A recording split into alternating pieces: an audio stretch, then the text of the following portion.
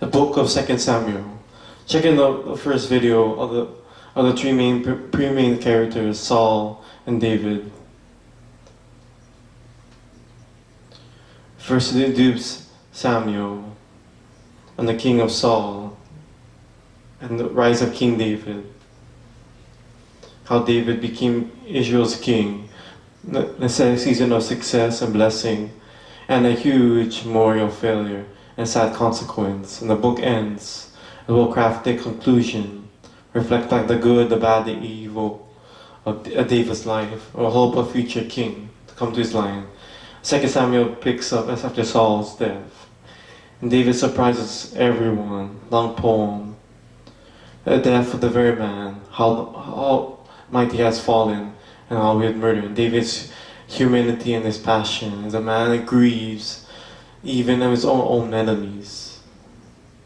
A season of success and God's blessing. And all the Israel tribes, they come to David and unify the tribes as king. And the first thing as David does is the city of Jerusalem and establish as city capital, as renamed as Zion. And there David goes on, conquers, and after Jerusalem becomes the pillar of capital of Israel. It was the religious capital, so he has the Ark of the Covenant moved in the city.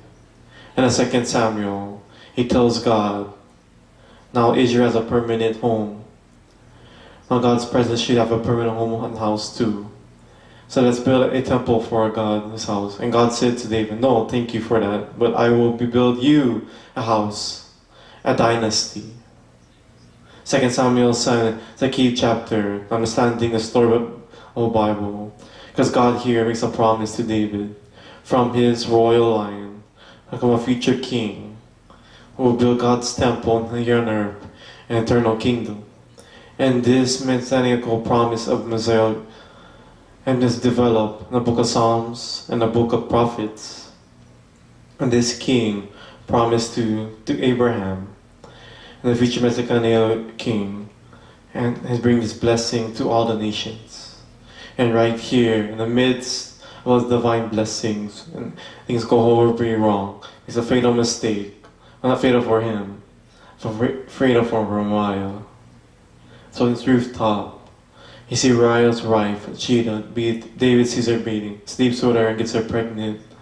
As to cover the whole thing going up, has Uriah assassinated and marrying her, and it's horrible. It's good prophet by Nathan about all of this.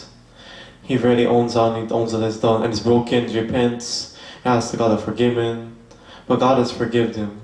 But God doesn't raise his consequences of David's decision.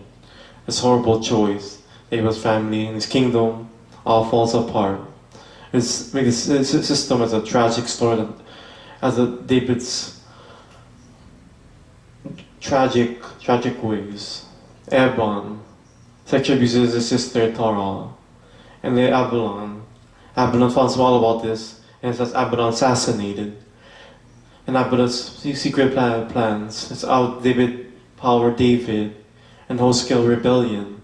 The second time, David is flee from his own home and hide in the wilderness. But this time, he's going to get his own son. And his son's own murder and break David's heart. And the immense over the man that tried to kill him. David's lastly is back on his throne as a broken man, is wounded by the sad consequences. The book concludes as epilogue, story, chronological order, as a cool story of mythical great Zion. It comes earlier in David's life, and the failure of Saul, the failure of David, how each of them hurt other people for their bad decisions. And next, the pair entered this story. It's a band of anti-men fighting the Philistines. And both sections have a story of both weakness of his battle. The victorious David, chapter 1 to 9, we see a vulnerable David who's dependent on others. And Septon and Epilogue has two extra poems, like M. Lemore's. They reflect Moore's life, and where God's grace and rescued him from danger. He sees this as moments God was faithful to his covenant promise to him and his own family. God poems, the hope of God's promise, a future king that will build an eternal kingdom. These poems and his promises connect to Hannah's poem. These key passages in the middle, the end of the book, bring the book themes all together. Despite Saul's evil, God will move forward his own works. And God opposed Saul's ignorance, and David's ignorance, and humbled himself. And Saul preached each of his books has fall beyond David himself, and a Messianic king will bring God's kingdom blessings to all nations. And that's what the book of Samuel is all about.